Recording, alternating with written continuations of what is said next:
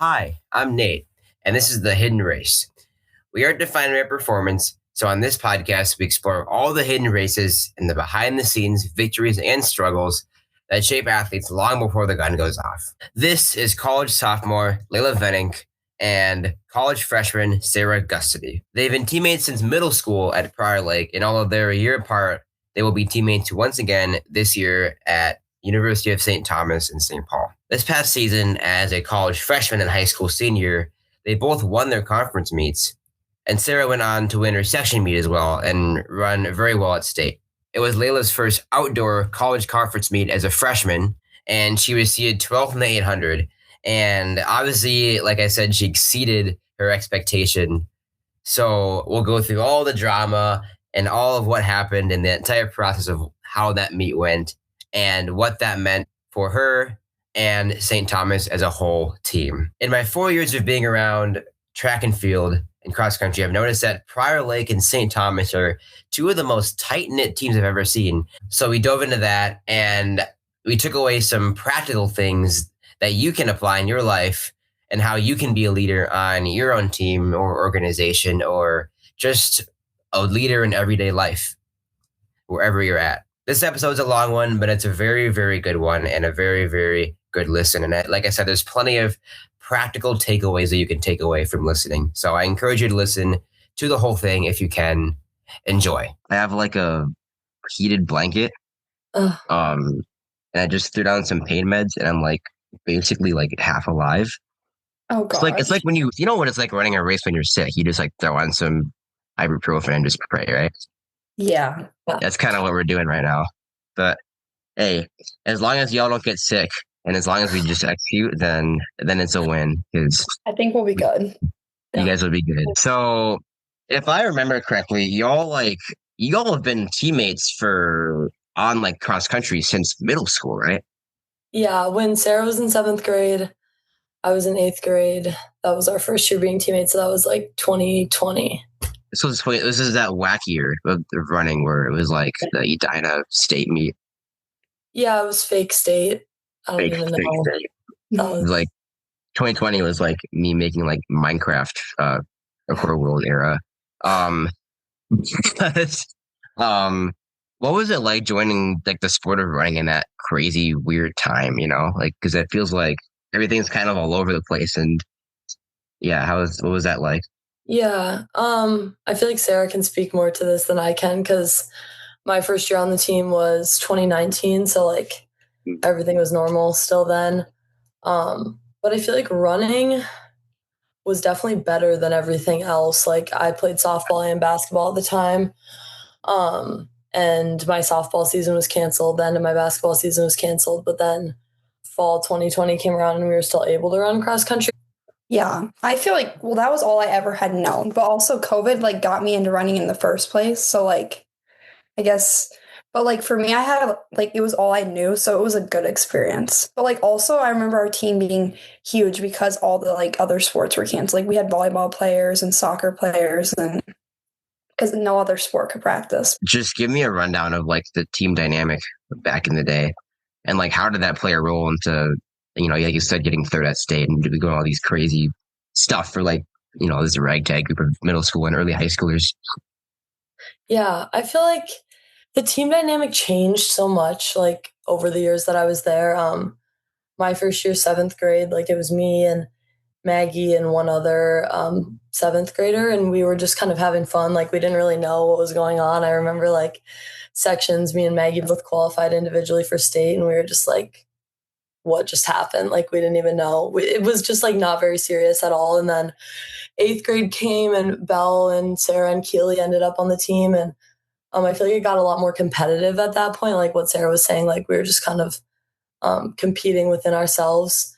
And then I feel like as we got to know each other more, we really all became like close friends and like almost like a family. And we were just using each other. And we understood that cross country could really be a team sport and it wasn't all individual. It wasn't like everybody for themselves. I feel like that took till like freshman, sophomore, junior year for me to actually like figure out though. Like we definitely were just kind of unhealthily competitive with each other for a little bit. Oh, really? Well, I just feel like first when Sarah and Belle came on the team. They beat me at the time trial in 8th grade. And I just remember like we were so like hostile towards each other right after. That's so I feel like in interesting. 8th grade, I was just like, what just happened? Like I was the best on the team last year. Like, I don't know. It was so my immature 8th grade brain, but we definitely like became close fast, but it just like maturing, honestly, like we as a team matured together, I feel like. I feel like I have like a specific example, but like, so my freshman year, we got 5th place at state, and I'm pretty sure 8th grade year, we got 3rd. So I remember like freshman year was like, honestly, our team dynamic, I feel like was probably at like its worst. Like we had a lot of like outside drama that like got brought into the sport then. Okay. Yeah. And I remember like once we got 5th at state, I think that was a wake up call for honestly all of us to be like what the heck? Like, again, it's a team sport. Like we all like, even if if they're not going to be your best friend, like they're going to be your teammate. Like we need to treat everyone nicely and stuff. So like, then I think we came back my sophomore year and got 2nd. So I feel like for us, like as a team, that was a big like growing experience for us to be like, no, we all need to work together. Like our team, we all need to be pushing each other, stuff like that. So, well, I feel like prior to that, like I remember my freshman year, we had a lot of complaining during workouts and stuff. And I just remember cutting so many workouts. I don't know if Layla remembers this, but we had so many like random injuries, so many like, we just didn't want to put in the work because we thought that like, oh, we've done it before, we can do it again. But I think that like sophomore year, and then like when I was a sophomore and then Layla was a junior, and also like the juniors are trying to get recruited and stuff. So that also brings like another level, which like is needed to like level up the game and stuff, I feel like. So honestly, just like more positive attitudes and just like putting in the work, I feel like. I mean, that's super powerful, that fact that you guys grew not only as runners, but also as just people together, which is, I think, is super powerful. I remember I was interviewing a dude from Arizona about this specific thing too, where it was like his team had to like meet up together and say stuff like, we're not going to have any side drama and no side stuff. We're going to actually like finish our workouts together. We're going to switch who leads during a workout, so we're all holding each other accountable. And it seems like you guys have followed a similar-ish path where you're also trying to do that. What was it like that year going to state together for the 4x8? I just remember being at state and like going back to what you said, your question to Sarah about like the older girls, I feel like I was really like in awe of all of them. I remember like Anna Lee Weaver was there. She ended up like going to BYU and Utah State. And I was just like, wow, she's insane. And I feel like there definitely was a sense of like imposter syndrome for me, like, oh, I don't belong here or whatever. But it was also just like, we were all there to have fun and just kind of like be ourselves. Like, I feel like I was definitely not as stressed for state in 8th grade as I was like senior year or anything. Yeah, that's pretty common, I feel like, based on everyone that I've talked to. Could you expand on like your imposter syndrome and how has your relationship with that been as you now matured in college? I definitely struggled with it in college at first in the fall. I was definitely like, had to convince myself that I belonged on every start line that I was on, and just like, I don't know, I just like vividly remember showing up to the first day of practice last year and being like, I cannot do this. Like it was a 10-mile long run. And my longest run in the summer was only like 8 miles. And so I was like, there's no way I can get through this. But I think like really having a strong team dynamic and like a coach like Ashley, who really encourages us to just like be ourselves and we're here for a reason and we belong on every starting line, has been so powerful. And I think like, honestly, this past year has like healed a really big part of me that was left over from high school. I don't want to say like I didn't finish my high school career the way I wanted to, but like I definitely had some goals that I didn't reach. And so showing up in the fall was kind of hard to like let that all go and just start a new chapter. But coming off of this past year, I feel like I'm a completely changed person and athlete, just like all around. Oh my gosh. This is going to be an amazing episode. I already know. There's so much. You've already covered like a lot of the stuff we're going to talk about later. Because, I mean, I've been around this community for, crap. It's been 4 years now, 3 years. And like, I get to see all these teams. And I tell you, Prior Lake and UST. They're I don't know how, and we'll find out how on this episode, but I don't know how y'all are so close together. But we'll get there.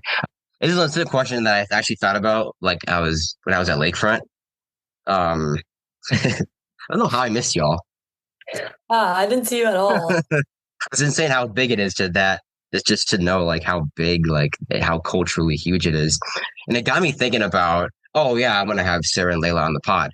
And one of the things I want to really touch into is like clearly you've been running for, you've been running together since seventh, eighth grade, middle school.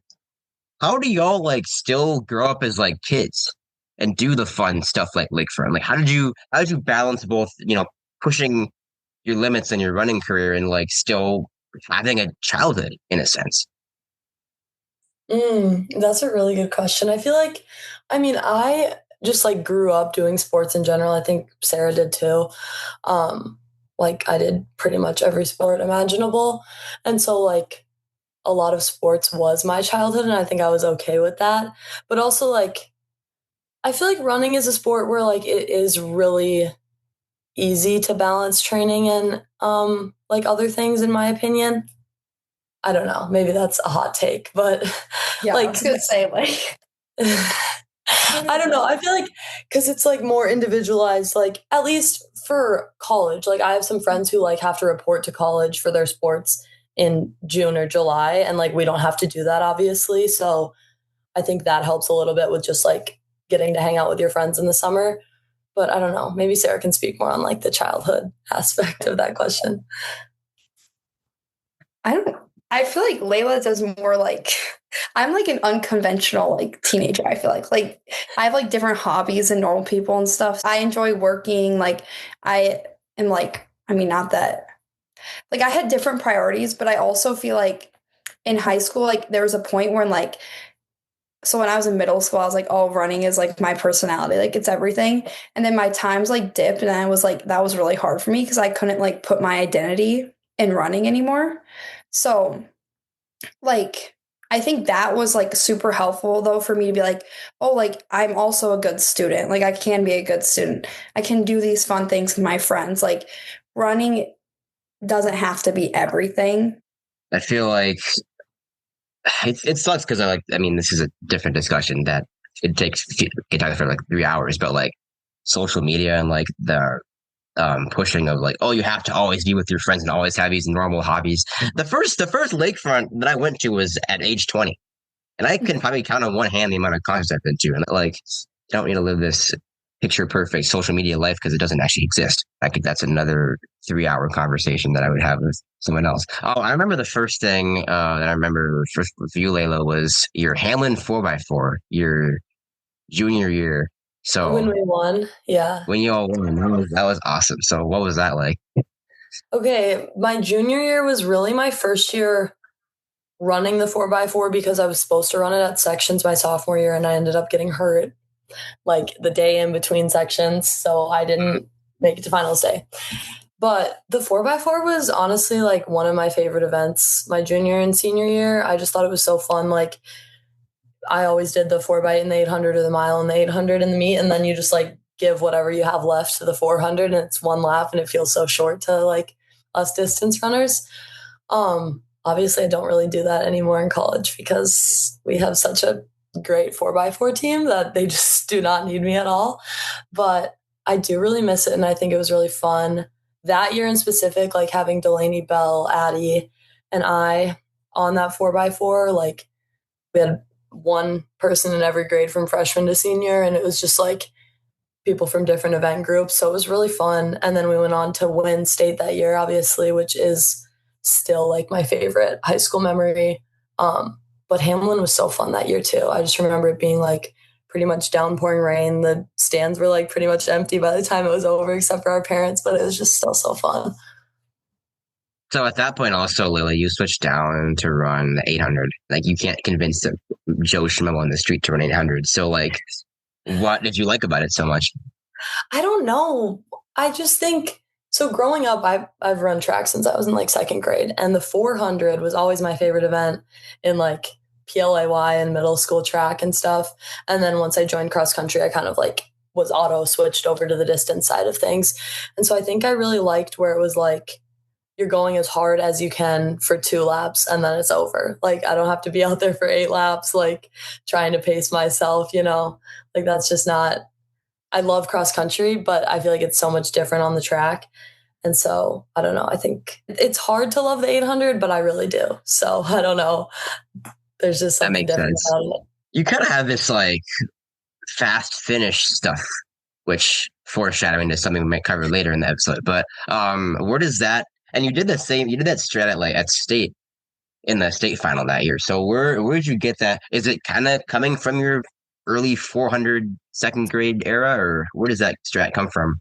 Maybe, but I specifically remember my junior year at state prelims. I almost didn't make finals in the 800 because Sydney Drevlo was in my heat, and I like tried to go out with her, and then I fell way off, and then I like somehow finished securing like one of the last spots in the final. Anyways, on the day in between, I like was talking to my dad, and he was like, well, now you know that you can't like use that same race strategy. It didn't work for you, obviously. And so I was like, okay, I'm going to settle in a little bit more. And so I ended up finding myself in last place coming through like 300 to go. And then somehow I ended up finishing in second, just like tracking people down and kicking. And so I think like that race finals my junior year in the 800 at state really like switched my race strategy, which in college, the 800 is so much different. I've learned, so we're still working on my race strategy there because I need to get out a little bit faster. But I think that's like that specific race is where that fast finish kind of like mentality came from. Okay, awesome. Cool. So then I don't even know what the rest would have been like after you got second at 800, because then you were going right back to the 4x4. So yeah, it was like you wait in the tent to get on the podium, and then you're like running to check back in with your team, like putting my legs up on the wall real quick, still have my spikes on. And then I'm just like sitting there in the check-in area in state waiting to go back out there. And Sara did a similar thing this past year at state with right up back. Yeah, with her whole state triple. Well, it wasn't the same day though, so it was different. Yeah. Like a little different. Well, not so terrible, I guess. Oh, don't worry, we're going to talk all about it. So just take me back to that day and just the magic of the 4x4 and what eventually happened. Well, I feel like that whole day was like a blur after the 800 finishing second. Like I was trying to like jog around the tent in between to keep my legs loose, but I was second leg on that 4x4 and Addie was first. So I just like remember her getting out of the blocks and like she's coming to me and I'm like, oh dang, like we're like in this, like we're really in this. And I just remember like, I don't remember really anything from the race, but just like handing it off to Dee and then watching her hand it off to Belle, and Belle, I think like passed somebody, the Wyzetta girl or something. And then I don't know. I just remember when she crossed the finish line, we all like ran to her, and that's such a core memory. Like I remember that part like it was yesterday.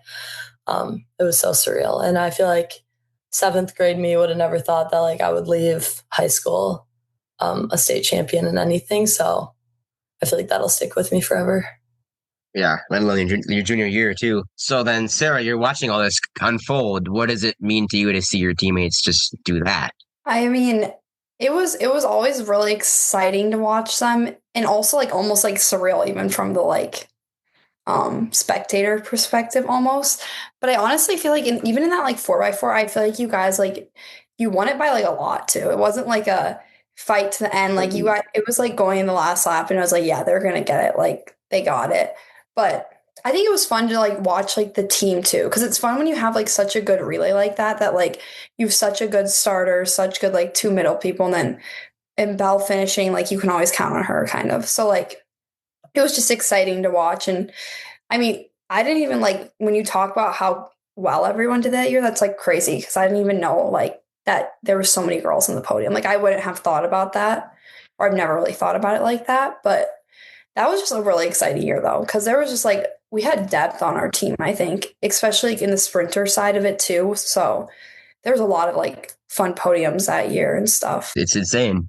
Think about it, because that's kind of the norm now. Now we're regularly, we as in Prior Lake, regularly sending relays and all these different talented people, not only to state but also to like these pretty powerhouse schools too. Obviously, you two being a part of that, but like it's interesting. Layla, you became a captain next the year after for cross. So, Sarah, what did you take away from Layla's leadership, both in cross country and track, and how was she as a leader, and how did she inspire you? No pressure. Okay, well, Layla was like, so I feel like Layla like was the type of leader that like you led by example almost. Like you were kind of like, oh my goodness, like how does she do this? Like genuinely, how does she do this? But like also we were like friendly. Like it was super fun to have someone to like push you in workouts and stuff. And like it was exciting just like watching you achieve all these like crazy things. And like every time you like I just remember like when you first ran like a 2:14 in the 800, I was like, oh my gosh, like genuinely like that's like it was so crazy to me. And then you end up running a 2:10, so that was even crazier. But I think it definitely helps like having those leaders that are like super committed to the sport itself, because that like everyone is looking up to them, and like you need someone that like is pushing everyone around, even by just like doing it, like by not complaining and stuff like that. Like I think that's super helpful just for like everyone on the team, honestly. Absolutely. Layla, do you think, because you're the oldest of three, correct? Yeah, I have an older half sister, but yeah, I'm the oldest of three. So how does that help you lead a track team when you're already quote unquote leading in the home? Yeah, I feel like it honestly did really help me. Like, I feel like I just am like naturally a leader, if you want to like say that. Like, I don't really have to try, just because like I have two little sisters too, so it's not like I have like little brothers who like I don't know what to do with. Like these are two girls who are not that much younger than me, and like I said, like we grew up playing sports together. This summer I coached my sister's softball team, and that like really? brought me back to win. Nice. Yeah, that brought me back to when she was like we were way younger. My dad was coaching her team, and I like was helping out. Like I just feel like I've had all these experiences. Just growing up, my parents have put me in places where I'm like able to be a leader, and even like being on less than like in my family, being on a team that is so young in the cross country like world, where like as a freshman I was the oldest on the team, like pretty much the oldest on varsity. So like I feel like I was like put in those leader positions maybe before I was fully ready for them, but I feel like they helped me develop.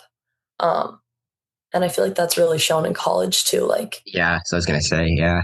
As a freshman, like I didn't feel like I was in a place where I couldn't stand up and say something to the rest of the team or like give my input. Like I felt like I could do that. So then after that year, first of all, how was your last cross country season in high school? My senior year cross country, that season was just honestly surreal. Like I feel like everything came together. I hadn't PR'd since sophomore year. I broke 19 for the second time ever too when I PR'd. So I feel like that cross country season just got off to a really good start, and I was just kind of rolling with it. I definitely did battle a couple things throughout the year. And at the end of the year, I found out I had a stress fracture in my foot that I'd been running with for a little bit. So I don't know, but I think like, I don't know if it was just like this was my last chance or like what had really switched in my mind, but I was just kind of going for it all season long, and it ended up like being very rewarding. Like breaking the school record was awesome. Also like a memory I'll never forget. Yeah, I don't know. I don't even know how to explain my senior year cross, but it was so fun. Sounds like a movie. Yeah, I feel like I really like fell in love with the sport of cross country that year. Like I had really been struggling to like cross my junior year. Even a couple of the schools I was talking to, I was like, I don't think I want to run cross country, just track, like if you'll have me. So I feel very thankful for my senior year cross season. You felt like that because you were performing better that you liked either cross more, or was it something else too? I feel like definitely that I was performing better just because like I had felt like I was putting in all this work for years and I wasn't getting the outcomes. But also I feel like I was just having fun with it. And that's probably why I ended up with the outcomes that I did, just because like I was already committed to a school. It was like a pretty low pressure season in general. Yeah. So then, if you were to give advice to like the everyday cross country runner who is struggling with kind of a drought and feeling like they don't gain a lot of, they're kind of stagnant and they're putting all this work in, but they're not getting anything from it. How do they have fun with the sport, even despite not getting the results that they want? So much like harder said than done, or easier said than done. Yeah. But like just continuing to like believe in yourself and believe that like the work you're putting in will lead to breakthroughs. Like it's like I said earlier, it's not linear. Running is a very up and down sport, and just like looking at your favorite professional runners, even they have lows. Like you're not gonna have a breakthrough race every single race. You like literally cannot PR every single race, but you just have to like go out there and keep trying and racing loose. Honestly, like just having fun with your team is the best way to do that, I feel like. And remembering that it's a team sport at the end of the day, like you're not on your own out there. It's why you have a team. Yeah, that last piece I think is very valuable. Speaking of the team piece, I think now I know indoor in Minnesota has been around for a while, but I don't think it really began to pick up steam until you and Henry led the charge with momentum. And obviously there's other people, but I can only remember you and Henry for some reason. Yeah. So just what was it like running indoor as a high schooler? It was really fun. I only got a short indoor season that year because I did have that stress fracture in my foot at the end of cross. So I was kind of just like resting throughout the winter and then wanted to slowly ease back into competition. I didn't want to jump right back in right away. So I think my first indoor race was at SDSU. And that was such a fun race because I got to race against the college kids. And I was just like, this is so surreal that I get to be here. And like, I get to be here next year as a Division I athlete. Like, I feel like that meet really put it in perspective for me. Like, I don't know, like just to go out there and have fun and not worry too much about the competition because I didn't know any of the competition at the time. And also indoor, like it was just for fun. Like there wasn't like state that I was leading up to, of course, nationals, but again, just for fun, like just getting to go out and be in Boston and race at New Balance was just an insane opportunity that like I have said a couple times already, like I could have never imagined when I was younger. And like, it's so cool that the running community is like making these things because these are all newer things, these national meets that are like catching popularity so fast. But I feel like it's just a way to keep our sport fun too. Yeah, and I think it comes back to the whole idea of still having fun despite not getting the results you want. There's still things to like. Come on, now you got to go to Boston and hang out and do all these fun things and like and then it comes back to the whole idea like you're not your sport and there's all these other things you can take away from it too. It's like, yeah, I think that's super valuable. So that ending out your career at Prior Lake, what were some of your highlights or lowlights? My highlight was definitely state prelims when I ran 2:10. I feel like that was just like such a breakthrough again. Like all season, I was just waiting for that PR to come through because I had felt like junior year I was making so much progress in the 800. And then senior year, I was just like, why am I not PRing? Like, what's happening? And then finally, I had that breakthrough race in state prelims.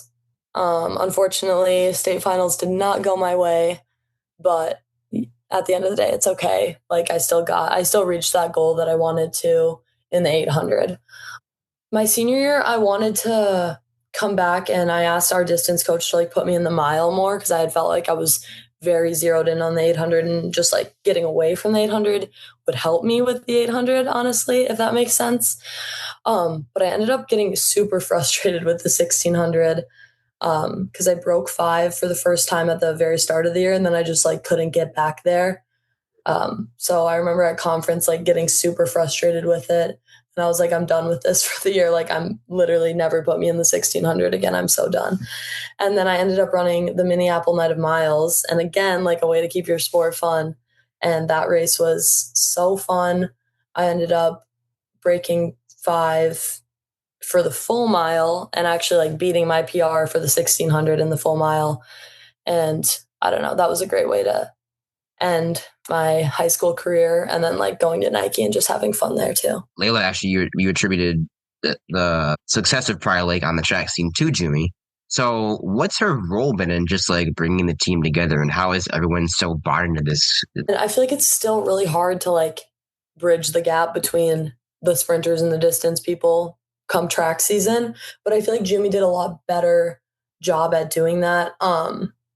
When I was a track captain my junior year too, and one of my main things, like when she chose me to be a captain, that I said that I wanted to do was like bridge that gap between the distance and the sprinters. And I feel like me being like a 4x4 girl too really helped that, like helped me be able to do that. But I feel like that's a big thing that she did. Like she just made us all feel like a family. And like, I don't know, I feel like our team meetings at the start of practice were more like intimate, and like we would talk about things and celebrate PRs no matter if it was a school record or somebody racing JV. Like it didn't matter, like you were still celebrated equally. And I just feel like we added like a senior night thing. Like she just added all these fun things that made us feel more connected, and it was less of like showing up to practice and running for yourself every day, and more showing up to practice and running for every single girl on the team, not just the distance girls, but also the sprinters and the throwers and the jumpers.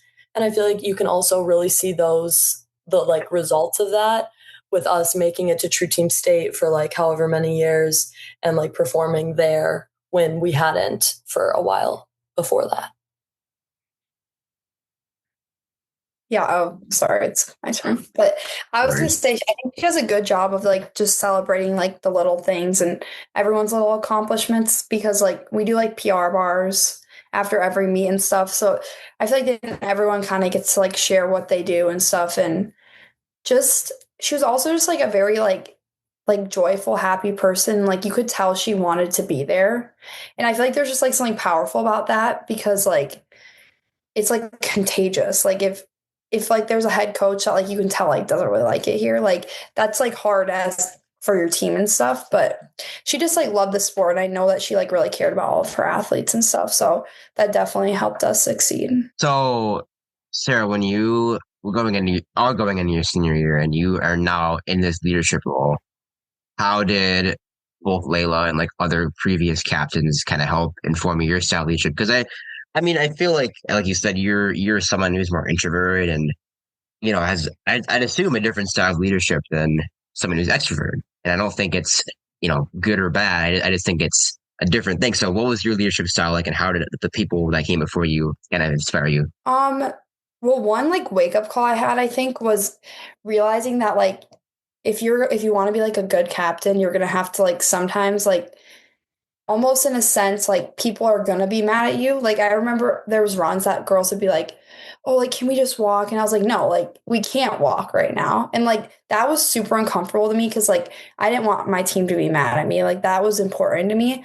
So as a leader, like I had to learn how to like deal with that and be like, you know what, like, no, like this is like, again, it's looking at the long-term goal. Like, do we want to do good at state and stuff? But I feel like because we were so young on the team, like because we were on varsity from such a young age, I feel like we all kind of like were leaders even from like 7th and 8th grade, if that makes sense. So like it was more just like getting to like, also one thing that was important to me is like showing up. Like I was super worried about how I showed up like in practice and stuff, because like when I was younger, like if I had a bad race or a bad workout, I would probably act like not very maturely about it. Like I'd get really upset and be like really hard on myself. Like that's also like not good for your teammates to see.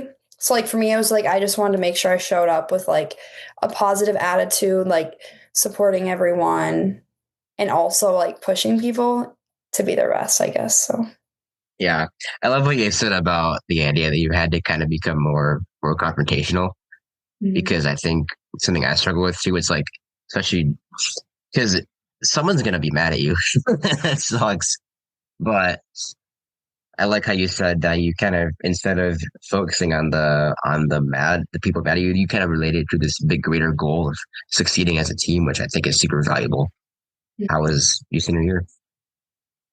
Um, well, cross country was like, it was whatever, kind of like I I had a good cross country season. It was definitely fun and stuff, but I definitely did not reach the goals I had set for myself or anything, but I did achieve some things that I was very happy about. But track, I feel like things truly came together, and it was such a great track season. And like well, Layla said that she always has track more kind of, or she said she wasn't sure of how much she liked cross country, but I've personally always been oh, I love cross country, that's my thing. But this year track was just so much fun. I had such a good time, and I still reminisce on it because it was just such a great season and everything. Such a great way to end high school, I think. When you reminisce, what are some specific moments that come to mind? Well, I think just running at Hamlin was a really big deal for me. Because I remember when I was a sophomore, I was sitting on the stands and I was watching the 2 miles. Oh, I literally told my parents, I was one day, I want to run here and I'm going to run here. But I never I said that, but I didn't know if I truly believed it.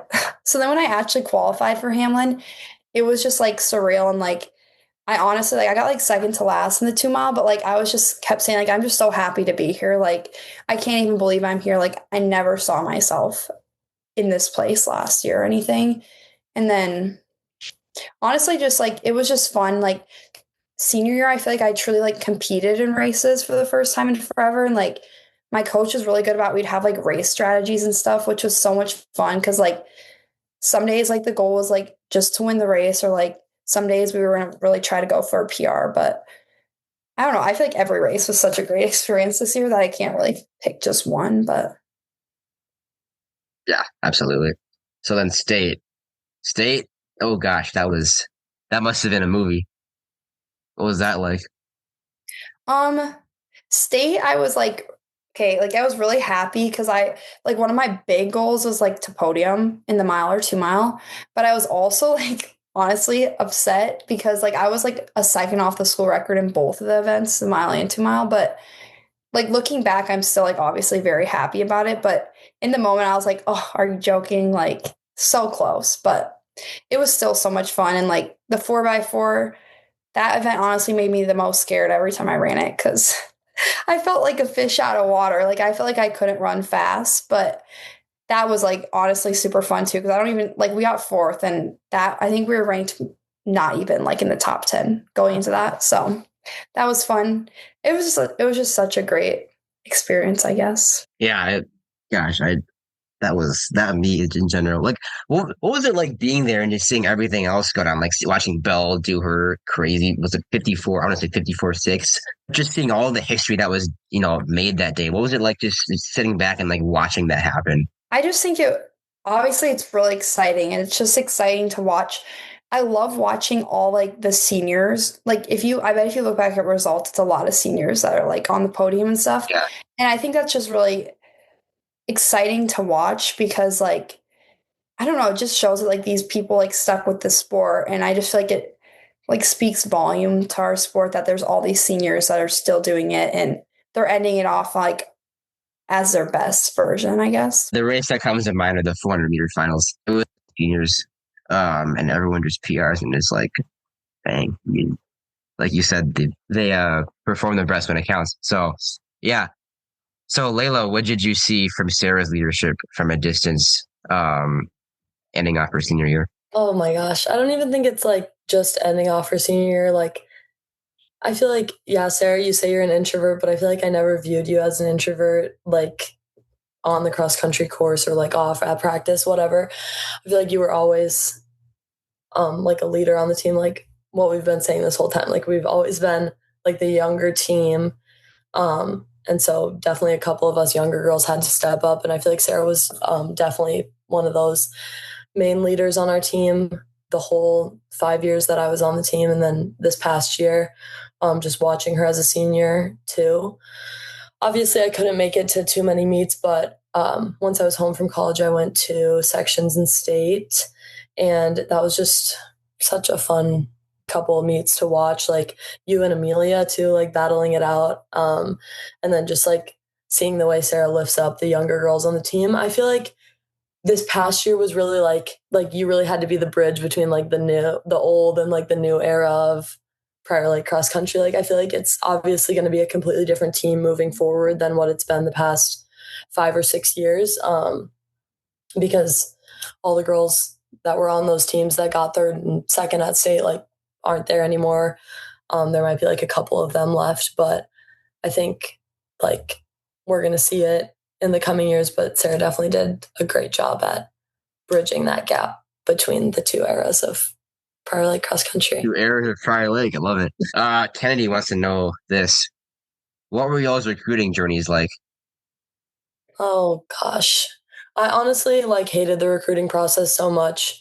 My sister wants to play softball in college, and she's like just came through the date where like she can talk to college coaches now. And I'm just like, prepare yourself, because honestly, like, I'm not gonna lie, I hated it so much. It's so stressful and like, I don't know. But you have to get through it, because like on the other side, there's something so much better, and you're always gonna end up where you were meant to end up. Like I was looking at a few different schools. But honestly, like the biggest thing I can say is I always found myself comparing places to St. Thomas. And I was definitely one of those people in high school who was like, yeah, I'm not staying in state. Like, get me out of here. But once I was like going on all these official visits, I was like, wow, but St. Thomas has this, but Ashley does this. The girls are so nice at St. Thomas. And all those other schools that I looked at were great. But I like, when it came towards the end of my recruiting process, I really had to like sit down with myself and my parents and be honest with myself about where I was going to be happiest for the next 4 or 5 years. I feel like it's very much emphasized now, like you have to go to the biggest name school you get. Like you have to go D1, you have to go to a Big Ten school. Like if you have an offer from a Power 5 school, like you have to go to that school. But I feel like really it's just where you're going to be happiest and where you see yourself thriving. And that's what it came down to for me. And I think I made the process a lot more stressful for myself than it had to be. I feel like it was like a love-hate relationship with the recruiting process, because like I personally, like I think it was so fun to like go look at different places. Like when I think back to like last summer, that's when I was doing a lot of it, and I just enjoyed like getting to explore new places and like dream. But I think with the recruiting process comes a lot of like rejection. For me, I like one of the big schools I wanted to go to, like they ended up ghosting me after I went on an official visit, which like whatever, it's like for the better now.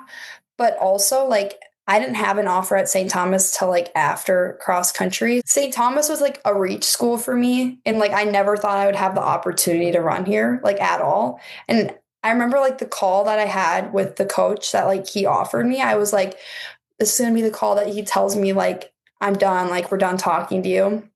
And then when he told me, like, I was like, you're joking. Like, you're actually like, there's no way. And it took me like a long time. Like, I had really bad imposter syndrome that I was like, they just like took a chance on me. Like, I don't like belong here at all. Like, even when I first went and met all like the distance recruits, I was so nervous because I was like, bro, like, I do not belong here, like, at all. So, but now I'm like really excited, obviously. And I'm super happy I ended up here, because I think St. Thomas was just such a good place, like academically and athletically. Like it just checked a lot of boxes like that.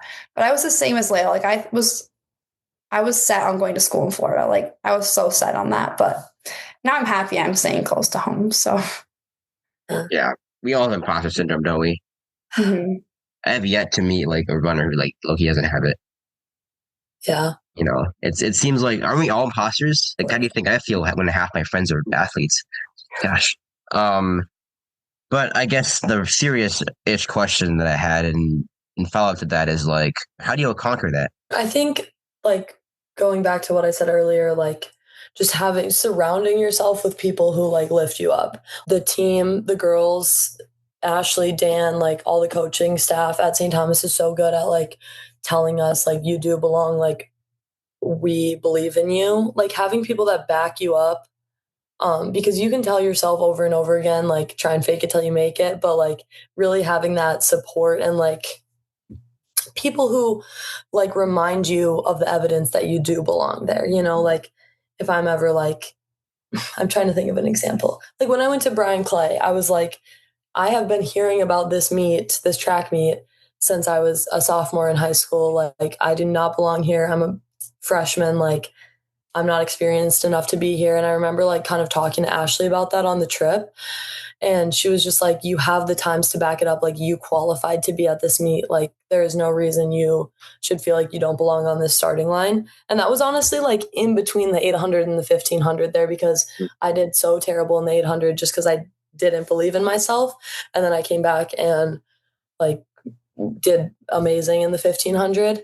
And I feel like a lot of that is just the team and the coaches you surround yourself by. And I think that's a really important part of the recruiting process. Again, is just to like make sure you're going to love your coach, because they are a huge part of your 4 years. Like obviously I can't speak to full experience with like the college level, I think, but I think what Layla said is having like a good support system. Like my coach, like for the first time like ever, someone told me, he was like I had these girls on a podium that I'd be like, I'm never going to run with them. Like I'm not good enough for that. And he would be like, you have to be like you can run with them. Like you are them. Like you're able to do that. And that's super helpful. Like having someone that like believes in you, and then like you can, and then obviously you have to believe yourself too. But I'm also like, I know that the transition from high school to college, like it's going to be an adjustment. Like we'd all be lying if it isn't, especially since like high school, you come from being like sort of at the top and stuff. And then college, like everyone's going to college. So that's going to be a big adjustment. Just like getting used to the fact that, oh, like you're not going to be the top. Like you have to get used to that fact. So that'll be an adjustment for sure. How was your adjustment to college? I feel like it was honestly better than I expected it to be. There were definitely days where I was like, I can't, like, I don't even know how I'm going to get through this day. Like, I just feel like the days are so, as a college athlete, like the days are so packed, especially like preseason. The first week we get there, like you have meetings, you have practice, you have lifting, you have team bonding, you have freshman welcome week events, like all these things. And I was like, how am I supposed to do this for a whole year? But I think I adjusted quicker than I thought I was, just because like the girls are so close, and my best friends at college are girls who are on my team. Like this next year I'll be rooming with 3 of my teammates, which I don't think a lot of people can say that like literally all of their friends are on the team. Also like the older girls are so supportive, and like the summer before I got to college, I had a bunch of the older girls reach out to me and be like, if you ever need anything, like don't hesitate to reach out. And of course I hesitated to reach out, but I became super close with them all. So yeah, I think it just goes back to having that support system. And also being close to home was really helpful. I could come home on the weekends if I was so overwhelmed with everything at school, and just like I'm super close with my family. So just coming to like sit and refresh with them was super helpful too. So now that you guys are going to be teammates again, what are you guys looking forward to next year? Well, I think it's going to be like it's going to be a lot different than high school teammates. Like we'd be naive if we think it's going to be like high school, because it's not. But already like I came to like, we did one captain practice, and I feel like already like being like all of a sudden like the baby on the team, not knowing anyone, I feel like Layla was already like one of the leaders on the team. Like just sitting back, I was like, okay, she is already a leader. Like I'm going to look up to her. But I think it would be really nice to have someone that like, like, because like we have known each other since 7th grade. So just having like someone older to like look up to, like I've already asked her so many questions about stuff, which is just like really nice to have someone that knows what they're doing, I think. I'm just so excited to have Sarah back on my team. I remember like the day that you told me you got an offer, I was just so excited. I was like, oh my gosh, this is insane. Like I would have never thought that I would be teammates with, honestly, like any of my high school teammates again, because there's just so many places we could all end up. But like, I don't know. I think it's going to be so fun and like surreal. And I feel like I said earlier, like our team in high school, like we became family. Like I think of Sarah as like a bonus little sister sometimes. And like, I don't know, going to her grad party and seeing like all the recruits there, like I'm just so excited for this coming year. And the horses too. And the horses. But yeah, I'm just so excited for this upcoming year, all the recruits coming, but especially Sarah, because I'm biased.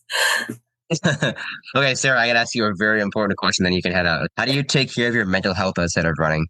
Well, that's like a deep question, oh my goodness. But for a while, like I was really hard on myself. So like I honestly I had a therapist that I would talk about like running a lot with, honestly. But I think not placing your full identity in running, like you're not just a runner, like there's all these other parts of me. I think because it's really hard when you have a bad race, I think to not like beat yourself up about that. Like I'm someone that like ruminates on that. But again, I think that's when like I use that like turn that into motivation or something almost versus like making myself get like super upset about it. But I don't know. I think mental health is definitely a complex thing. But for me, it was a lot of like learning who I am outside of being a runner and just like also having belief in myself as a runner and like trusting my training, believing in myself, like having fun with the sport and everything. So, I mean, that all contributes to it. That's awesome. I love it. It's great. Well, thanks, Sarah. Have fun at work. Yes, thank you. Have fun with the rest of your call. College transition, talk about that. How the heck? Now this is where we get into like the stuff I was getting hinting at earlier. But I'm going to these college meets now as I do. So I'll see like some of the college teams in there. I notice these things. Like I notice like the little cliques and the little like this group and everyone's kind of scattered. But you guys are kind of like always like together in this like 20, 30 person mosh pit at a, at a track meet. So like how is St. Thomas such a tight knit team, and what kind of goes into that? Yeah, I don't even like fully. I feel like after 1 year, I fully don't even know what goes into that. But um, from my experience, I feel like literally all the girls are just so welcoming. Um, which like I was expecting because I felt that on my visits, but like at the same time, it's so much more than that. Like I feel like I've gotten so close with some of the sprinters and the jumpers and the multis who I did not even expect to know my name when I got there. Um, but really, like we are just a family, like especially the cross country girls, and I think Ashley really facilitates that. Just being like a younger female coach who can kind of relate to us and like we can literally talk about anything at any time, at any practice, whatever. Um, but we also like she emphasizes that we're there to like hold each other accountable too, which I think honestly makes us closer. Like when we can have those hard conversations without like getting mad at each other or getting defensive about it. But yeah, I think it just comes down to like we really are a family, and I honestly have missed all of them so much this summer. I bet, yeah, that must be kind of hard. Yeah, it's so different coming back to like high school life, like with my high school friends, living with my parents again, like when I've been on my own and with a completely different group of people for a whole year. I mean, yeah, I've experienced the same thing. It's whack. It's like my life just completely changed in the span of 9 months, and now it's like okay, Yeah, I that's was talking. there's Lakefront again. There's the Mhm. what's that place called, the restaurant, the one by the lake, Charlie's Trying. again. It's like Yeah. all these, Yeah. yeah. I was talking with my parents today about how like I move in a month from tomorrow. And I was like, I'm sad, kind of, but I'm so excited. And a month still feels so long to me, which is crazy because last summer at this time I was like only a month left with my high school friends. Like I can't go. Do you feel like a certain amount of stress last year when you realized, oh, I'm gonna be moving to college in 2 months, 1 month, 2 weeks, a week? Like, how did you mentally handle like change at that point? I feel like when I am like scared of something, which I am, I will be the first to admit I am kind of scared of change. I think everybody is to a certain degree. But when I'm scared of something, I'm definitely a person to procrastinate doing that thing. Um, so last summer when it was like getting down to it, I was like, this is not something that I can procrastinate. Like I have to move in. And I don't know. I think I kind of tricked myself into being excited. I was also one of the last ones to leave of my friend group. So like once all my friends were gone that last week, I was like, you know what? I just got to dive right in and I'm ready for it. But I think also being close to home helped. Like I said, I'm really close to my family. So like leaving them was hard, but also knowing they were only like 40, 45 minutes away And my mom like made up every excuse in the world to come visit me the first 2 weeks I was there. My dad was at every single meet except for Brian Clay between cross country, indoor, and outdoor. And he was very mad that he had to miss Brian Clay because he was like, my perfect attendance is gone. Yeah. Yeah. And then your dad, I remember the conversation your dad and I had after the thing happened that we'll talk about later. Yeah. I want to talk about too, like St. Thomas, if every year you kind of build off of each other the year before because it's such a new program. For sure. It was so cool to be a part of our first top 3 Summit League finish on the track side this year. As a freshman, like obviously I don't know all the work that went into that over the years because like people like Olivia Keller have been here since the start and like have been working towards it, but it just felt so surreal. Like I just remember being with those girls who have been here for all 4 years after and them being like, my first year on the team, we scored 10 points at Summit League. And now we're like up with the powerhouse teams that are the Dakota teams, you know? Yeah. So I think that makes it easier for you to buy in as a team when the goal is always to improve. Mm-hmm. I think that's a really big part of why I came to St. Thomas was just like the opportunity to develop the program as an individual, but with the team. I mean, it's so fun to follow too from someone as a spectator too. It's like you get to see that. I mean, yes, half my friends are on the team, but like you see like all of the, everyone just like improving. And it's like this Cinderella story that I think is, why did they wear the MSU shirt? That's a fumble. Although they're another team that has also kind of been in that same, I guess, those Minnesota teams that are kind of going up into the ranks a little bit, I feel like. And I think it's kind of cool to follow that. Yeah, for sure. How is faith incorporated at UST? That's another thing I would have mentioned if like you asked me the mental health question, but also like the how we're so close.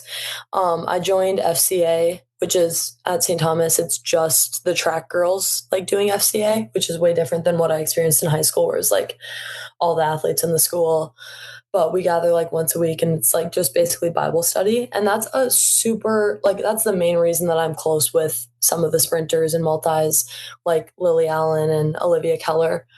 Because I feel like obviously you're going to be closer when you build your relationship on God. Like that's just how it works. And I feel like my faith has developed so much at St. Thomas because I'm just surrounded by these people who are trying their best to like follow God's path for them.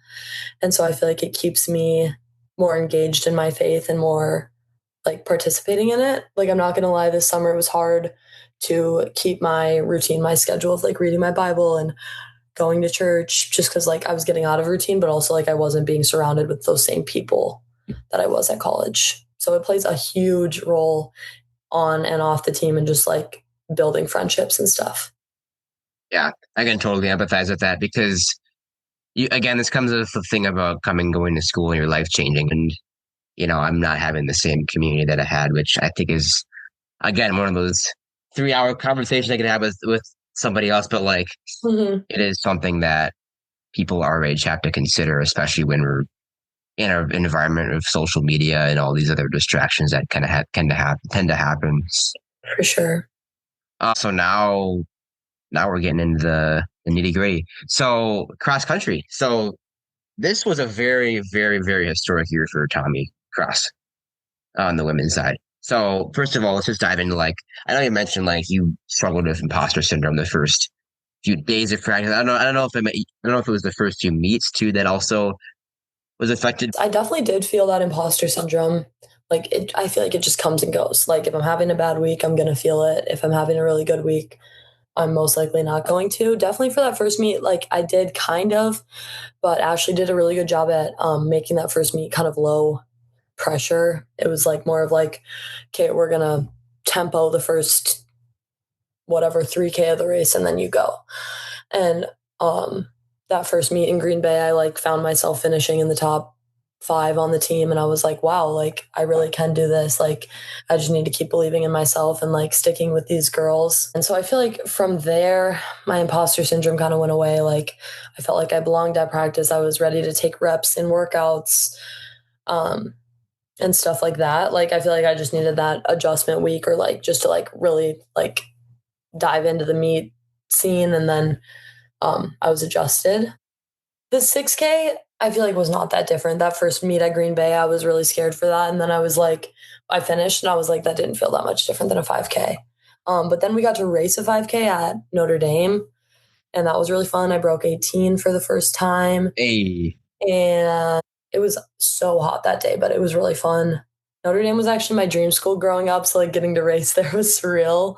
And also just like getting to race at Notre Dame, like that's insane to me. Such a big school, such a historic school and whatnot. So I feel like that was my first big meet where I was like, dang, like I'm with the big dogs now. Like, Yeah. I don't know, just seeing those girls who like go to nationals, and like Notre Dame has a steeplechaser who won nationals last year. So like I got to see her race there. So that was cool. I think at that point I was just soaking in how cool that was. I didn't really feel like I didn't belong. And then traveling, definitely a big adjustment. I was actually just talking to my fellow softball coach this weekend because one of them also plays collegiate softball. And I was like, on those travel trips when I'm not eating like the way that I used to in high school, like I was so rigid about what I ate on race day in high school, like same thing for breakfast every race day, same thing for lunch. And in college, that's just like sometimes not an option. And so adjusting to that was hard, but I feel like it made me a more flexible person, which is a good thing. All right. Conference, cross country conference. How was that? That was so fun. That was honestly like a breakthrough race. I feel like thinking back on that race, like it makes me really excited for this cross country season because conference is going to be at home. So that'll be really fun. Yes. I'm so excited for that. But I think it was kind of chilly day in Omaha. The course was great. I was like, wow, first conference team, like as a freshman, like that's nothing I would have ever imagined during the recruiting process, making conference as a freshman. But I kind of realized in that moment, like I took some time to reflect the night before the race. I like to journal a lot before races. So I was doing that and I was just like, this is my goal and I'm reaching it. So like, just go have fun and like use this kind of like really we had a meeting the night before and we like decided like we're running for each other. Like we're running for the other girls on the start line. But for me, I was like, I just need to go out and have fun with this because I always race better when I'm loose and having fun. So, but that was such a fun race. Like I still remember that race like it was yesterday. And how does journaling help you kind of, I don't like to say for this context locked in, because I think getting to talk to a lot of people, it's like some people will say being too locked in can be a problem. When like you just said, if I'm loose, if I'm just like chilling, like then I'm going to run my best. So how does journaling help strike that balance for you? I feel like I'm somebody who, like one of my teammates, she's very organized when she journals. Like she has these like prompts that she thinks of. I just open the piece of paper and I'm just like writing down every thought that's in my brain and getting it out. So I think that really helps. Like I just put it all on paper and then I can kind of like sort out what I need in my brain on race morning and let all the other things go, like whether that's school stress or social stress or family stress, whatever. I can just for that day, for race day, just leave it in the journal, close it up, put it away. But also like reminding myself, I wish I had my journal here, but like on every piece, I'm like, every journal, I like write a little bit. And then I write like 3 goals I have for the race and then like for his glory. So just reminding me to like ground myself in God and like know that he's got me and like this race does not define me as a person. Like I can only be defined in God. So that's like a really big thing for journaling with me. Like I always have my Bible and my journal open at the same time. Hey, I like that. That's super powerful though. And I think that's kind of what I was getting at. Like the idea that yes, you want to give it your hardest, but also like you're not defined by a race, you're defined by Christ, and that's it. That's it, right? So that's that balance. Which cool. How'd you find out you guys were going to regionals? We knew we could go to regionals because it's all teams who are like eligible for it. So when I was recruited, I was told we weren't going to be going to regionals until my sophomore year. And then the summer, I think it was in the summer, maybe it was the spring before I got on campus, we found out that like we had been approved to go to the postseason a year early. So we knew that like all season we were working towards regionals. And then it was just like the roster getting cut down to, I think, 8 of us went to regionals. I can't remember. But so like when I was told I was on the regionals roster, I was super excited. And that race specifically, like all of us were like, let's just go and have fun. Like, let go. Like we didn't really have any goals for that race, which this year we're definitely going to have more goals going into regionals. But just like being there for the first time was an accomplishment in itself. We were the first team at St. Thomas to go to the postseason in Division I. So we were just all really proud of ourselves and of also all the Tommies who came before us to like make this happen. And so we just like kind of went out there and raced for fun. Incredible. Yeah. I mean, it's super cool. I mean, being a part of that first group of kids that, and it's interesting because I noticed, because I'm looking at the roster, I believe Elsie is the only person on the team on that 7. Is it 7 or is it 9? I don't remember. I can't remember. It might have been 9. We brought 1 alternate. Maybe it was 8. 7 of us ran with 1 alternate. So, I mean, it kind of comes back to the old Prior Lake is of like being the younger team, and it's like the same. It's like deja vu, right? It is. Yeah. Yeah. I was gonna say that like earlier when Sarah was on too. Just like still like Elsie's gonna be a senior. Emmy Schultz. She wasn't on the regionals roster, but she is still a really great leader and great track runner, but also a good cross athlete. So like just a couple upperclassmen. But having like a team full of younger girls is so like, we have so much promise for the future, I feel like. And that's so exciting because we're already making so much progress, but we have like all these girls who are coming back. And then we also have this great class of recruits that's coming in this year and like hopefully again next year. I'm kind of kicking myself because I didn't ask Sarah this question, but I just can't help but notice that already the incoming St. Thomas people, I mean, they're already bought in. They're already like best friends. Like seeing how Sarah and Amelia interacted with me, seeing how even going to the grad parties and like seeing everyone just like chill out and like and then all the parents too, man. Yeah. The parents are all like, oh, we're gonna travel to these meets and we're gonna all go together. And it's almost like it's such a family, which is insane. It is. It is such a family. I am so like inspired and excited by how close the incoming freshmen already are because I didn't really have that. It's literally just me and Ellie of all 10 of us from Minnesota, and me and Ellie like already knew each other from Momentum a little bit. So there was nobody like new to meet in Minnesota. I guess Lauren Heeneman is from Minnesota too, but all the way up in Moorhead. So like just me and Ellie from the area, but I love that pretty much all of them except for Lizzie are from the area and that like they're already best friends before they even get on campus because that's going to add so much to the cross country season, I feel like. Gonna be awesome. So I kind of want to get into this idea too, because now we're going into track season. First of all, how was your indoor season, and how did running one before help you run a full one now? Yeah, I had a lot of fun indoor. I feel like there's kind of this like dread around indoor track season a little bit, just because like it feels so long and it's winter and everybody's like, I don't know, in their seasonal depression era. Like literally Minnesota winters get so bad, but like honestly I feel like indoor track season like helped me through that, and just like getting to show up to practice every day and like actually work towards a meet the next week, because sometimes I feel like in the summer I feel like I'm drowning in training and I feel like I'm not working towards anything, even though I am working towards a cross country season. Like indoor you're like training through meets because outdoor is the ultimate goal, but like you still have short-term goals to look forward to in indoor. And so I think it was really fun to have a full indoor season, and obviously it went really good. There was some little hiccups, but it was so fun. I remember at Nebraska, I was like 0.1 second off the school record in the mile. And I was like, dang, like so close. And then I got it at conference, and that was like the best feeling ever. Yeah, I remember seeing that. I'm like, wait, oh, you're like 0.1 off. Because I remember looking at yeah. That's what I do in my free time. I look at school record lists Oh, yeah, I remember it was 452. It was 452 too, because I remember looking at that, and then you ran Yeah. 451 and just crushed it at indoors, which is awesome.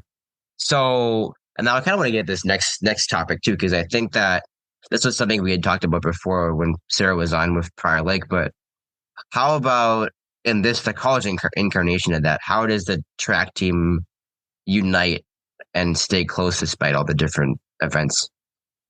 I feel like indoor really helps us because like having that longer indoor season before, like there's not meets that only sprinters go to or only distance. Like we're traveling as a team to every single one because most of them are in the area. SDSU has a great track, so we go there twice. Nebraska's not too far for the whole team to travel to.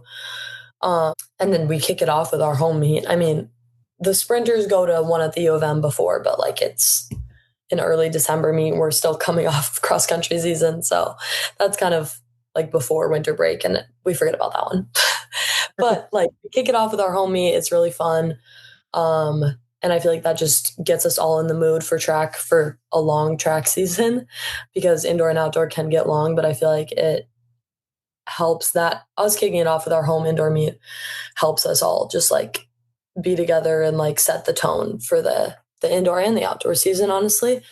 So I feel like just indoor in general helps us be really close because then once we get to outdoor, we start with some of the sprinters are in Texas, some of the distance girls are in St. Louis, then some are in California at different meets and stuff. So we're all over the place, but we're still cheering each other on. We're still texting about results and watching results because we got so close during the indoor season all being together. Yeah, that's super powerful.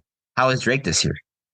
Drake was really fun, but it was so chaotic. We're on our way there and I'm running the 800 and I think we're going to get there. I'm going to have an hour to sit around and then I'm going to have time to do my full warm up. Well, it's like so windy and rainy that day in Des Moines. And so we're like 45 minutes down the road from St. Thomas. Like we're barely past my house, honestly. And Ashley opens her phone to an email that's like, we're moving everything up by like 2.5 hours. Oh no. So at this point, I'm going to get there like 30 minutes before my event. And I end up getting there like less than 30 minutes before my event. Like I don't even remember how long it was. It was like 20 minutes. I like went on a 5-minute run, quick, got my bib, got checked in, put my spikes on, did a couple skips and got on the line. And I ended up running the best 800 I had like at that point in outdoor just because I didn't have a super great 800 in California. So I kind of made up for that at Drake a little bit, but I was really looking forward to having a great 800 race at Drake. So I was very frustrated with my open on day one, but then we had fun. We had just like hung out at the hotel that night. There was like a tornado. I don't even know what was happening. It was so chaotic. And then everybody else got there the next day because it was just us distance girls there. Our steeple girls didn't end up racing and it was very chaotic on, I think that was Thursday. But then Friday and Saturday were so much fun just getting to do relays again. Like relays were my favorite thing in high school. If you were to ask me what my favorite like thing to run in high school was, it would have been the 4x8 or the 4x4. As much as I loved the 8 and the mile, like just being with your team on the starting line, there's something special about that, I feel like. And so running these fun relays too, like the DMR, I'd never run a DMR. I was on the 1200 leg. I was like, I don't even know what I'm doing right now, but I'm just going to go have fun and stick on these girls. And like the 4x2 and getting like the school record in the DMR was super fun. It's just, I just think it's so fun to change it up, especially like I said, track season gets long between starting it in January and indoor and not ending till the end of May. So to have Drake in the middle and you just have all these fun relays that you get to do. And Drake is so historic too. The stadium's so cool. Like after my events, getting to go up and hang out in the stands, or even when you're on the start line, you look up and it's like, it gave me flashbacks to state my 8th grade year where I looked up in the stands and there's a bunch of people. I've never seen as many people watching me race before. Like that's how Drake felt, but it was so special. It's such a legendary meet, and I'm really happy that you guys got to go because it's just like it's one of those meets I think where it's almost like Boston, where you get to make memories, not just run a race. It's like so. Like, what else did you all do at Drake? Like, I mean, like Thursday night, all of us distance people just kind of hung out at the hotel. We went out to dinner. we were like rushing back to the hotel after dinner to not get caught in this tornado that was coming, supposedly. And just like getting to Drake in the mornings and like being there cheering everybody on, like, was super fun, just hanging out there. My dad's also originally from Iowa, so a bunch of my family got to come. My extended family got to come, so I hung out with them a little bit because Ashley is super good about letting us like go get dinner with our parents after we race or whatever if they're there watching us. But yeah, it was fun just to see like the historical part of it and just like hang out. But I feel like we did that at a bunch of meets too, just hanging out. Yeah, not just Drake. It really helps that all y'all go too. Mm-hmm. Cool. All right. This is the part that everyone, hopefully it'll click off by now, but this is the part that I think people are gonna want to check about. Conference. Yes. First, I mean, lead up to conference. So you said you hadn't done as much as well as you've been wanting to do in 800. But how did you feel coming into conference? And not just the 800, but just overall, like, I've raced a lot. Like, what do I want to do here? You know? Yeah, I feel like indoor season was super, like, I just was improving every race. Like, it was super exciting. And then outdoor was, like, kind of up and down, but, like, that's just how outdoor is. Weather and stuff, like, plays a role. And so I think conference, I was like, okay, last hurrah, like, let's go end our freshman year well. Like, you only get to do this once. You only get to be a freshman at conference once. So let's do it. Let's just like go out. And I don't know. I just like went into that weekend being like, I'm going to give it everything I have. I think I went into indoor conference very nervous and outdoor conference more confident than nervous. Like, I was definitely still very nervous, but not as nervous as indoor conference. I remember Ashley saying to me before the prelim at indoor conference of the 800, she was like, I've never seen you look like that before. Like, you looked like terrified. And so I was like set on not having that happen to me again at outdoor because, like I said, when I race loose, I just race better. I think day one, the 800 prelim is always scary because it's like we're all good enough to make the final. Like, we're so close in times that it's just like everybody for themselves. And all of the prelim heats were kind of slower this year. Like, we went out slower and then we really just had to like kick to the finish, like survive and advance.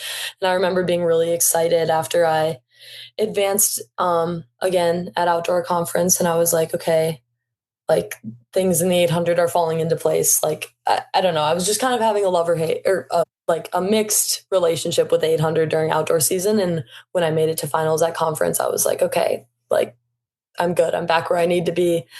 And then Saturday comes around and the 1500 I had been loving all outdoor season. Like, I would say it was my favorite event this outdoor season. And I don't know, it's a little bit different than the mile, but not super. And honestly different in a good way for me because like I'm an 800 mile girl. For those mile 3K girls, they might not like it as much, but I really did like the 1500. Honestly, going into it, I was like, I'm going to break up these UND girls. Like, I'm not letting UND sweep the podium like they did at indoor or whatever. Like, I just, we have some kind of, like, not beef with the UND girls. I love them all. They're so sweet, but like them winning cross and like being a distance powerhouse, honestly, these days, like, I don't want them to have first through third on the podium in my event. Like, I was like, I'm getting up there. And I definitely was not ranked in a place to get there. But I sat on that chase pack the whole race. And then I think it was like 600 left even. I peeled off and I was just kind of like in no man's land. And I remember after the race, Ashley was like, you made me so nervous with that move, girl. I remember that. I remember that part of it. Yeah. It ended up working out well for me. And I think after that 1500, like getting that medal, I was like, this is so surreal. I remember in indoor season being like, watching all the girls go up on the podium, watching Olivia Keller win her event and being like, I want to be on that podium. I want to have a Summit League medal around my neck, like come spring. And so getting to do that, I was like, wow, like I reached the goal that I had set and it's my first event of the day. And so then I go back and I'm like normateching for like 10 minutes, jogging around the indoor track at NDSU. Like I tried to talk to my parents quick after the 1500, but I was just like, I have no time. I need to go get ready for this double. And so I get back out there and I'm talking to some of the girls in the tent. I just felt like I was so much more loose for the 800. I feel like after I get my first race of the day out of the way, I'm just like having fun. I'm just kind of doing me. And so I just remember stepping up to the start line on the 800 and thinking to myself, like, this is going to be fun. Like, why not give it all that I have? This is my last race of the season. Like, why not just like leave it all on the track? And so I went out there and I stuck onto them. And then 200 to go, I was like, I have more than I thought I would have at this point. Like, I'm not out the back right now. I'm in it. And so 200 left, I'm just like literally giving it all I have. And then I crossed the finish line and I was like in shock, like literally in shock. So surreal. That'll definitely be a memory that I have forever, but I'm just like honestly so hungry for the next time I get to race the 800. Oh my gosh. That whole experience. Wow. Uh, okay, a few things. Did you ever, so you were, I don't even know where to start, honestly. When you were running indoors and you said, "Oh, I want to be on the podium someday," did you think it was going to be in 3 months? Honestly, no, like not at all. Like I was like, I want to be there, but like, is that realistic for the spring?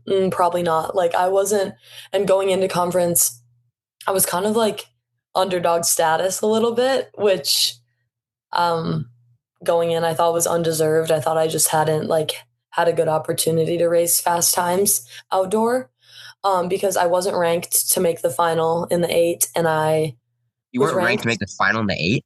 No, I was ranked like 12th going into What? the 8. Yeah.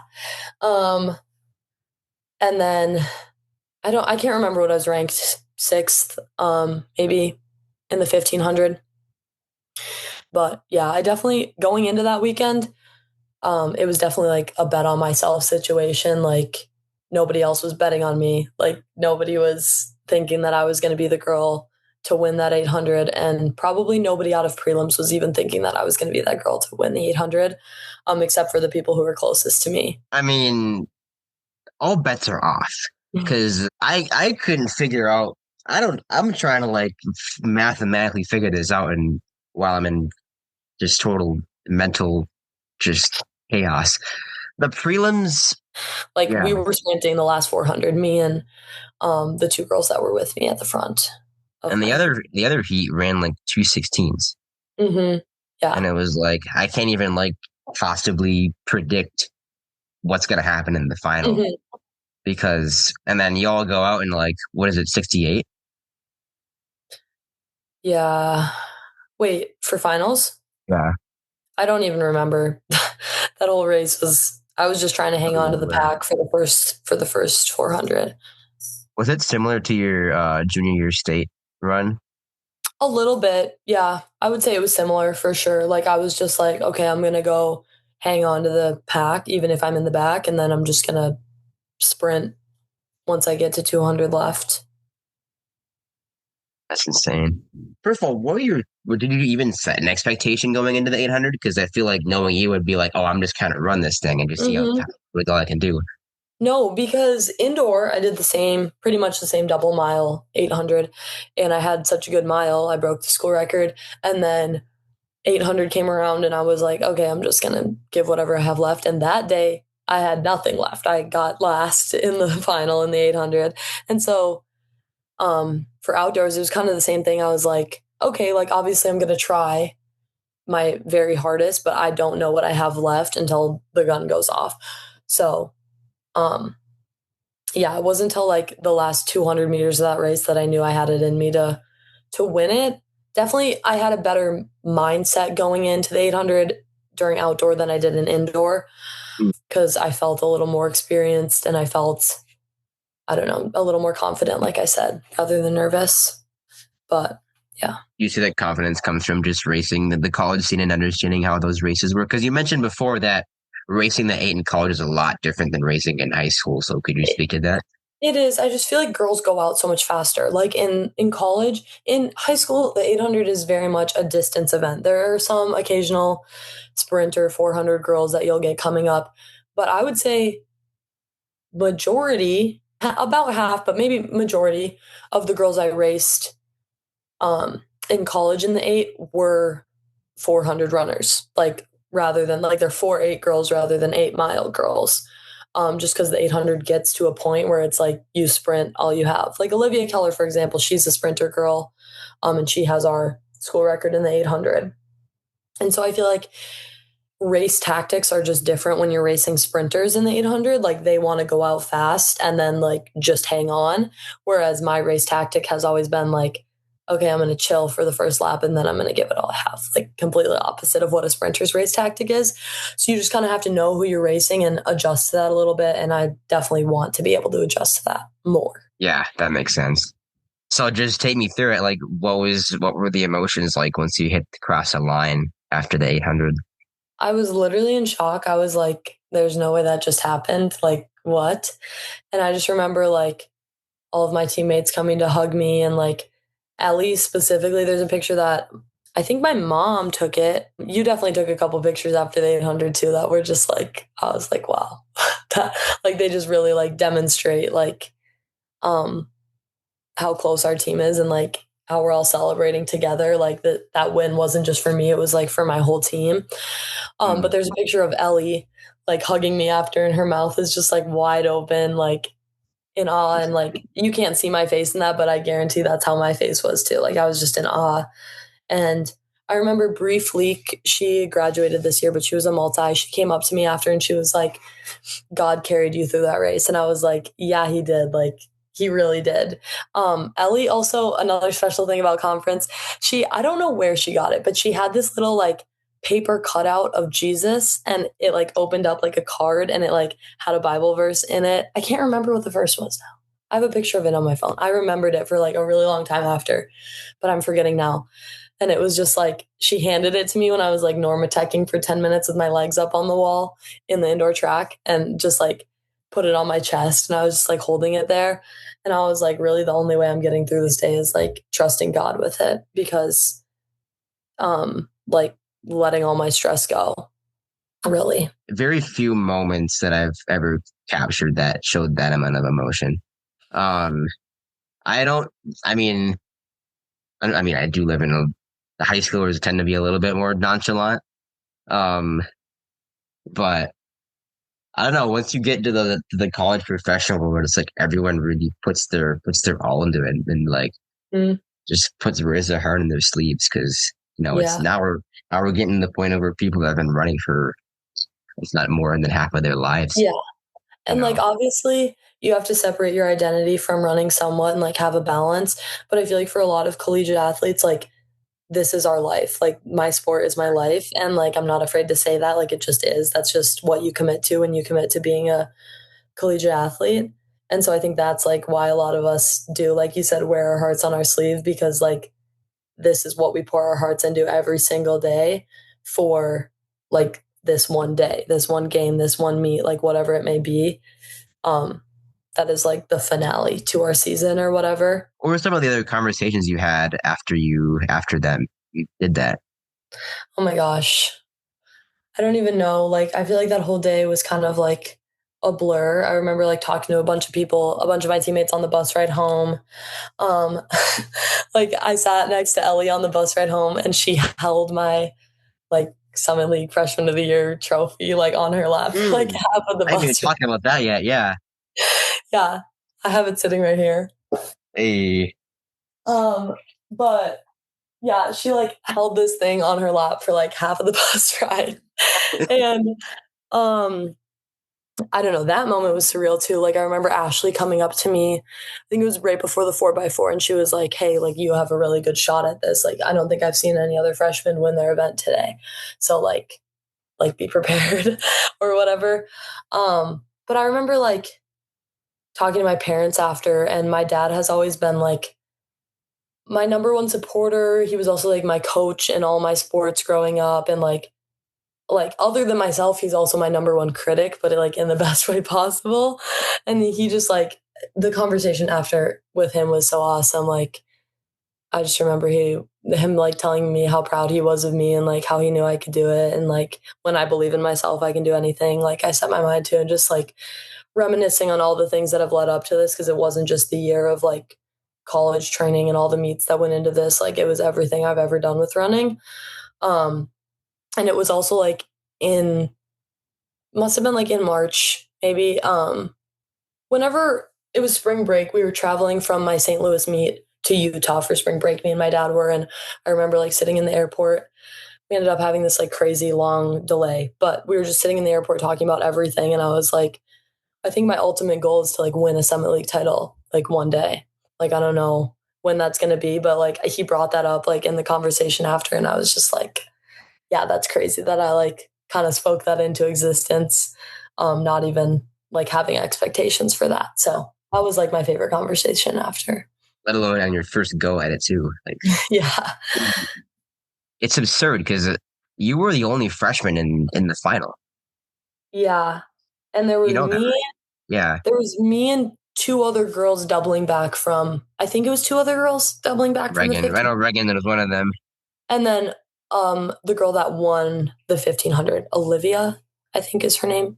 She's from Liv. Wasn't Curiali? Yeah, Curiali. Yeah, it's insane. Yeah. Mm-hmm. So there was two of us, and then yeah, I was the only freshman. That's already absurd. Yeah. So now I'm down to the last four questions that I asked everybody. Now, Sarah kind of got the brunt of these because I already had talked about it. I kind of mixed it in, knowing that she was going to have to leave her early. But how do you take care of your mental health instead of running? Oh my gosh, there's a lot that goes into that, like what she said. Like I'm not gonna lie, I've been struggling a lot with it this summer because I've had some kind of like lingering injuries and pains that have like kept me from running a little bit this summer, because I feel like running honestly like is a really big outlet for my mental health. I don't know if that's a common theme between all runners, but like going to practice is the part of the day that like I have always looked forward to the most. There has been times where I'm like dreading it, obviously that happens to everybody, but like when I get to wake up and go to practice, that's like the best start of my day. Like I feel like my mind is like cleared for the day when I'm just going on like an easy run. Obviously, I'm stressing a little more for high intensity workouts, but like not being able to run for majority of the summer has been super tough. And so I've been like trying to find ways to get around that. Obviously, I talked about journaling the night before meets, but I've always been somebody who just likes to write down my feelings because I don't like to talk about them as much. So I always refer to just like journaling and writing down my feelings. Getting back in the swing of things with reading my Bible, I feel like my mental health is always better when I'm closer to God. Like we both have said, it's harder when you get out of your college routine to like get back in that routine of reading that every day. I've also been reading other books. Right now I'm reading, what's it called? 1 Mile at a Time or something. It's like about finding God in running.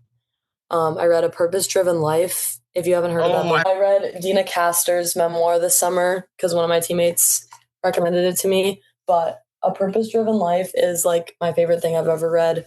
Yeah. It's a 40-day like read. You just have to read it.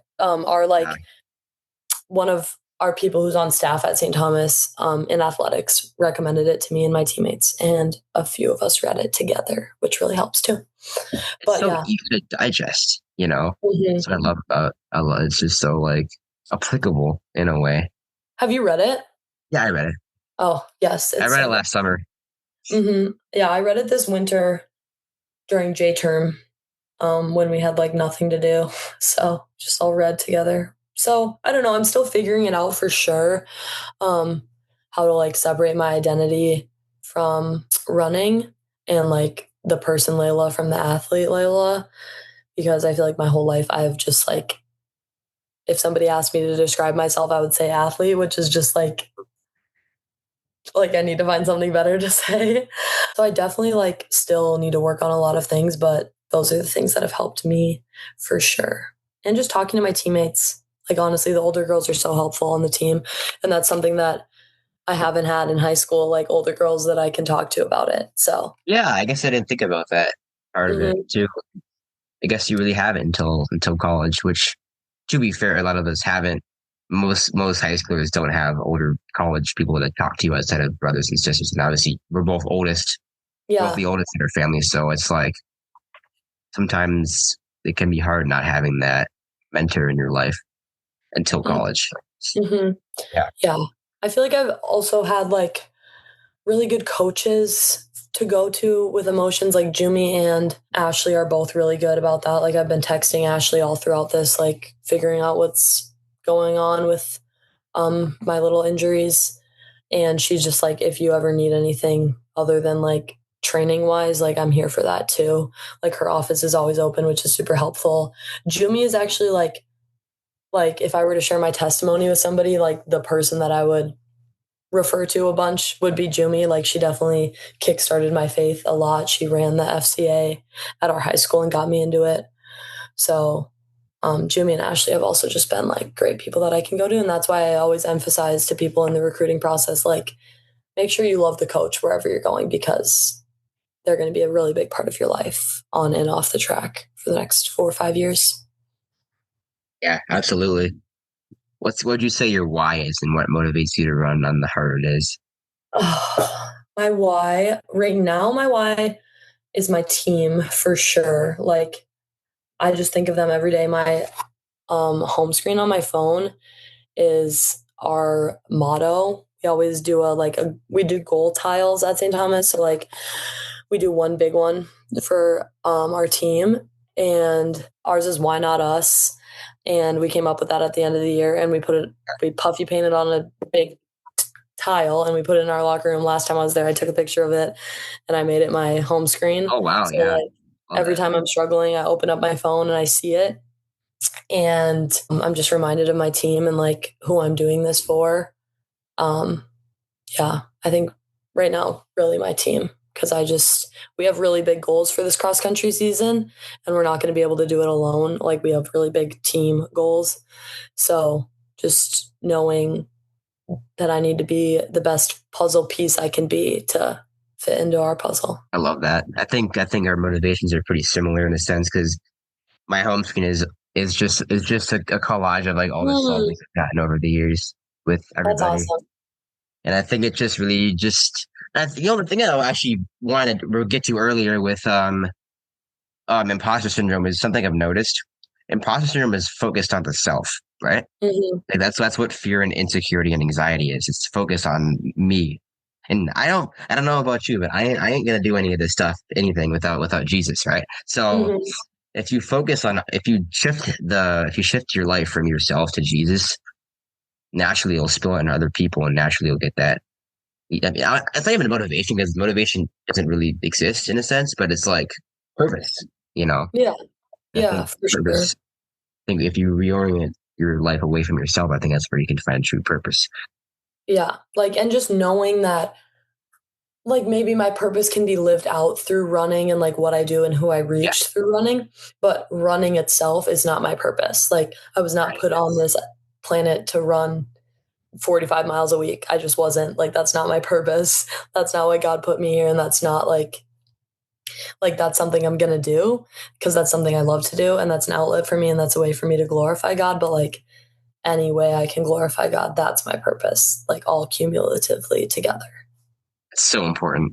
Awesome. Cool. What advice would you have for runners starting out in the sport of running? And I guess for your circumstance, like what would you tell yourself, the seventh grade Layla, What would I way back when? Yeah. Who was just starting out with this young team, just running through the woods, just like, yeah. Yeah, I definitely would tell her that like it's not going to be linear. Like you're not going to PR every single race because I think seventh grade Layla didn't know that coming in. She thought like, oh, like this is going to be easy. Like it's not going to be easy. That's what I would tell her. It's not going to be easy, and it's not always going to be fun.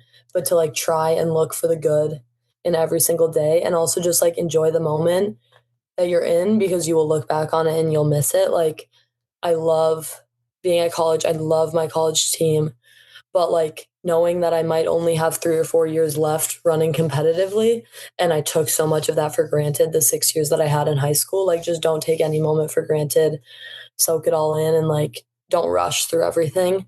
Because I think that's a really big thing that we do in running, like just always focusing on the next, the next, the next. And that's a good thing to like have goals for everything, but also just like stay grounded in the moment and enjoying the like things that seem small, like practicing like an easy run. Like enjoy that. Enjoy being with your team on those days, because you are gonna miss it. And that's what keeps it fun, is when you enjoy the little things. Last one. This is a little different than normal because you were a freshman in college, but yeah, what are your goals for the rest of your college career, both in and out of running? I've been thinking about this summer a lot, and I think like I've been really focused on short-term goals right now this summer, thinking about short term, because um this cross country season, conference being at home, like I really want to be all conference. And honestly, like we want to we want to go out there and try and win it. Like that's the goal. It's going to be hard. It's not going to be easy, but like I want to do everything in my power to help my team win at home conference and like get our first Summit League title. Like I think that would be insane. So I think this year, but also like extending that to the next 3 or 4 years that I'm at St. Thomas, is just getting a team title with the girls, whether that's cross, indoor, outdoor, whatever it may be. But I think that would be really huge for not only the program, but also the school, and just like attributing that to all the work that's been put in, not only by the girls that are on the team now, but the girls who have been on the team in the past, and doing it for the girls that are going to be on the team in the future. Definitely have my eyes set on a couple more school records after I got a taste of it this indoor season. Off the track, I just want to enjoy it. I don't know exactly what I want to do academically anymore. I feel like like, I still have the same major I came in with, but who knows if I'll end up graduating with that major. I've debated it so many times that I might just have to switch it at this point. We'll see what comes with that, but just enjoying college outside of track too, because I feel like this past year I was very tunnel vision on track and cross country, like just running in general, which is a great thing, but also like I need to not dread going to class every day and like get more involved in things on campus, I feel like.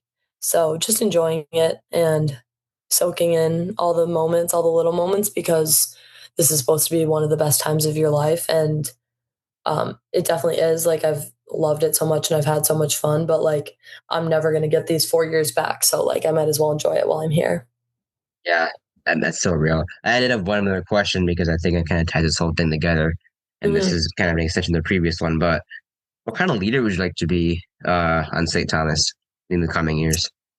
Oh, I think like when Sarah said earlier, like I'm a leader by example, I love leading by example. And one thing that Jumi always emphasized to us was servant leadership. So like really I just like want to serve my team.